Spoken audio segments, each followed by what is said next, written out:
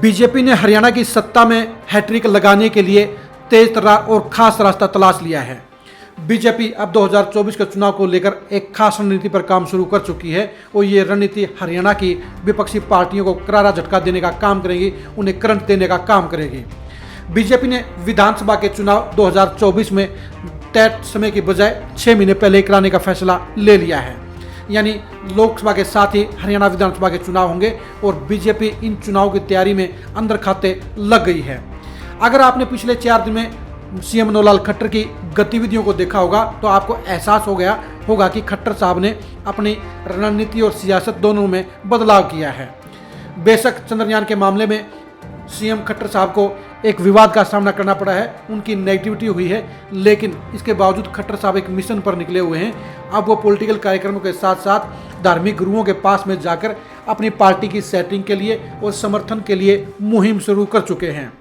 BJP 2024 के चुनाव को लेकर अपना नजरिया साफ कर चुकी है। जब से मोदी साहब ने वन नेशन वन इलेक्शन का एक नया फार्मूला सामने रखा है, उसके ऊपर चर्चा करने की बात कही है, तो उसमें सहमति जताने में हरियाणा के बीजेपी के नेता भी शामिल हैं। सीएम मनोहर लाल खट्टर और डिप्टी सीएम दुष्यंत चौटाला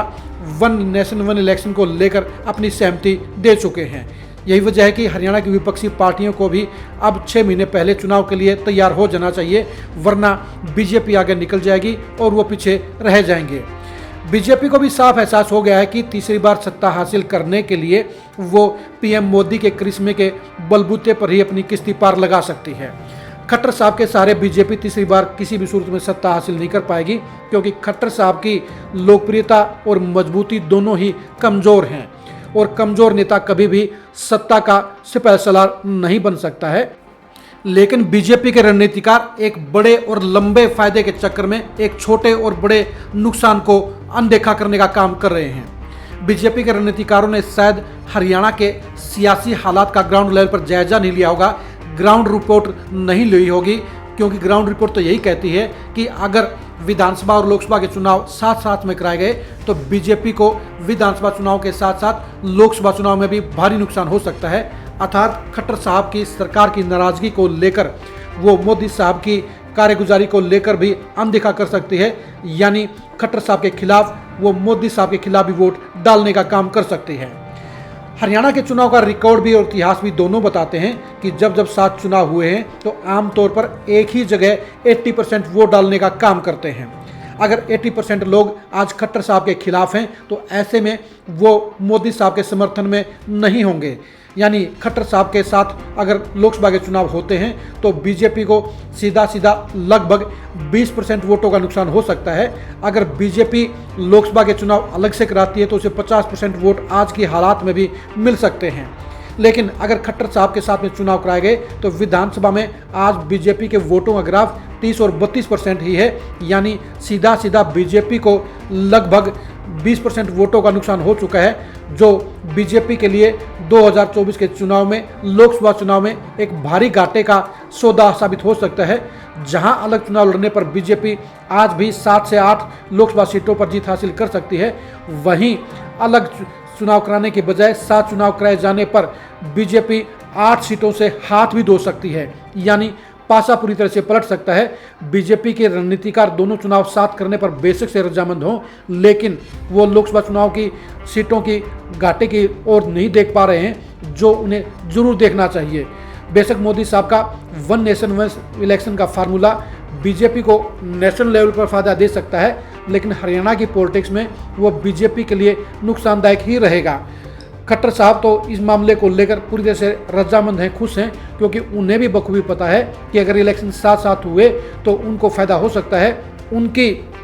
जिम्मेदारी, उनकी क्रेडिबिलिटी ढक सकती है, क्योंकि साथ साथ इलेक्शन कराए जाने पर वोट मोदी साहब के नाम पर मांगे जाएंगे और ऐसे में अगर बीजेपी की हार भी होती है तो यही कहा जाएगा कि हरियाणा के वोटरों में मोदी साहब के खिलाफ माहौल है और इसलिए छोटे वोट बीजेपी को नहीं मिले, यानी विधानसभा चुनाव में हार का ठिकरा भी मोदी साहब के सिर पर फोड़ दिया जाएगा। खट्टर साहब इसलिए वन इलेक्शन वन नेशन के सिद्धांत को मंजूरी दे चुके हैं, सहमति दे चुके हैं और बीजेपी के बाकी बड़े नेता भी 2024 में 7 चुनाव को लेकर अब रजामंदी के बाद अब अपने अपने हलकों में सक्रियता बढ़ा चुके हैं और साथ साथ इलेक्शन कराए जाने को लेकर वो अपनी एक्टिविटी शुरू कर चुके हैं। मोदी साहब के लिए हरियाणा में साथ साथ इलेक्शन कराया जाना नुकसानदायक रहेगा। 2019 के चुनाव में जहां मोदी साहब को हरियाणा से सभी 10 के 10 MP का समर्थन मिला था, वहीं 2024 के चुनाव में साथ साथ चुनाव कराए जाने पर सबसे बड़ा घाटा मोदी को हरियाणा से होगा, क्योंकि यहां पर 10 में से उनके 6 या 7 MP भी घट सकते हैं। लेकिन मोदी साहब ने वन नेशन वन इलेक्शन का फार्मूला आगे बढ़ा दिया है और ऐसे में अगर इस फार्मूले पर रजामंदी होती है तो हरियाणा में भी इलेक्शन साथ साथ होंगे। लेकिन ये साथ साथ इलेक्शन होना हरियाणा में बीजेपी के लिए बड़ी पंचायत और छोटी पंचायत दोनों में ही नुकसान देने का काम करेगा। अब देखने की बात यही है कि क्या मोदी साहब और खट्टर साहब के इस मेलजोल को लेकर बीजेपी फिर से कोई आकलन कराने का काम करेगी, कोई ग्राउंड जीरो का सर्वे कराने का काम करेगी, क्योंकि साफ नजर आ रहा है कि इलेक्शन साथ साथ हुए तो बीजेपी का बंटाधार होगा और इलेक्शन अलग अलग हुए तो बीजेपी के लिए लोकसभा चुनाव में थोड़ा नुकसान और विधानसभा चुनाव में पूरा नुकसान होगा। अब देखने की बात यह कि बीजेपी दोनों जगह पूरा नुकसान झेलती है या थोड़ा नुकसान और विधानसभा में ज़्यादा नुकसान झेलकर वो सत्ता में बने रहने के आसार मौजूद रखती है। हरियाणा विधानसभा चुनाव को लेकर बीजेपी की रणनीति को जानने के लिए आप लगातार खरी खरी न्यूज़ के साथ बने रहिए। आप बीजेपी के छोटे और बड़े वोटों के गणितों के समीकरणों को समझने के लिए खरी खरी न्यूज़ के साथ बने रहिए। आप हमारे फेसबुक पेज को लाइक कीजिए, आप हमारे यूट्यूब चैनल को सब्सक्राइब कीजिए। नमस्कार।